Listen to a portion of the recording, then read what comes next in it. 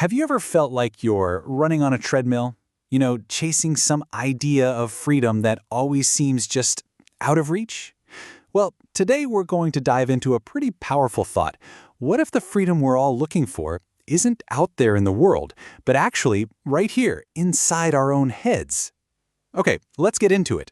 So let me just ask you, straight up, are you truly free? I mean, we usually think of freedom as, being able to go where we want. But what about mental freedom? The freedom from replaying that awkward thing you said 5 years ago. The freedom from being terrified of failure. That's the real freedom we're going to explore today. And here's the kicker, the central paradox of this whole thing. The very picture we have in our head of what freedom is supposed to look like, that's often the very thing that's locking us up. We're literally holding ourselves captive with our own ideas. Wild, right? All right, so let's dig into this. This idea of a self-imposed prison. We're not talking about actual walls or locks here. We're talking about a cage we build for ourselves, where our own thoughts become the very bars that keep us from really, truly living. So what are these bars made of? Well, first, there's that crippling fear of what other people think. Then, there's this weird trap we fall into of holding on to a super rigid idea of who we are, refusing to let ourselves change or evolve. We also set these completely unrealistic expectations for ourselves, like a ladder that leads nowhere. And maybe the biggest one? This belief that someone or something outside of us is going to come along and heal us. And this really shows the two different paths we can take. On the left, you've got the common approach, just waiting.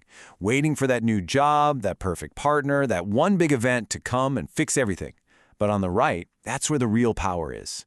It's about turning inward and realizing, hey, we're the ones who have to do the work, because the answers, they're already inside us.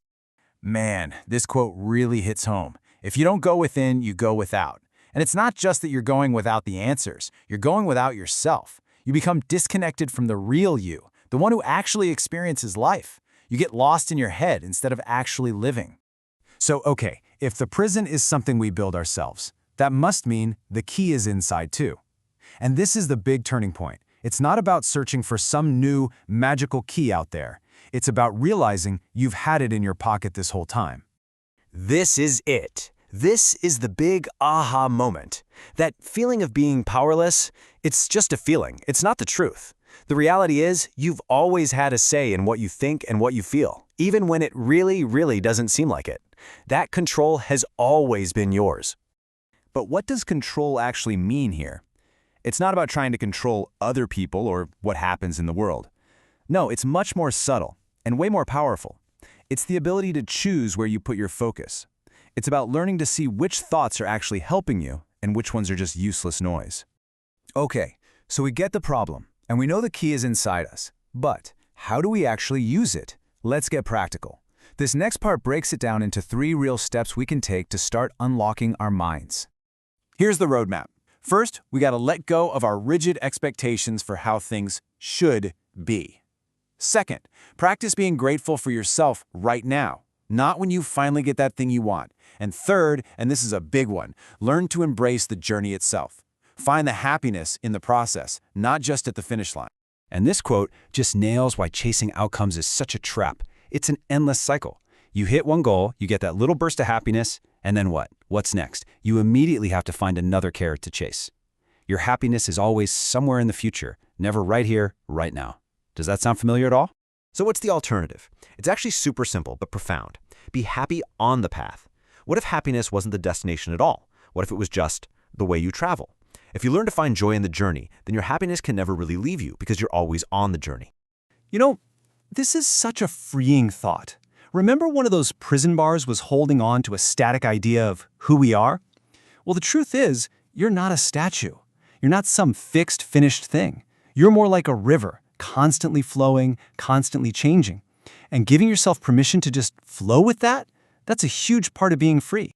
So all of this leads us to the ultimate goal, the final stage in this whole transformation. It's about making a really fundamental shift. A shift from a life spent completely lost in thought to a life that is simply lived. It's the shift from thinking to being. Just look at this contrast here. On the left, you've got thinking. That's when we're trapped in our heads, analyzing everything, identifying with that constant chatter. But on the right, you have being. That's when we're just present, actually experiencing the moment we're in. It's a shift from asking endless questions to just allowing the answer to be the present moment itself. And this is what it's all about. Unconditional living. A life where your value, your worth, isn't tied to your job title or how many awards you've won. It's a life where you are valued simply for existing. Your worth is just built into your ability to be here, to experience things, and to grow. And we'll end on this thought right here. It's so simple, but it's completely undeniable. Wherever you go, you're always going to be there with yourself. You are the one constant in your own life. So, given that, why not make that experience of being there the best, the most free, and the most present it can possibly be?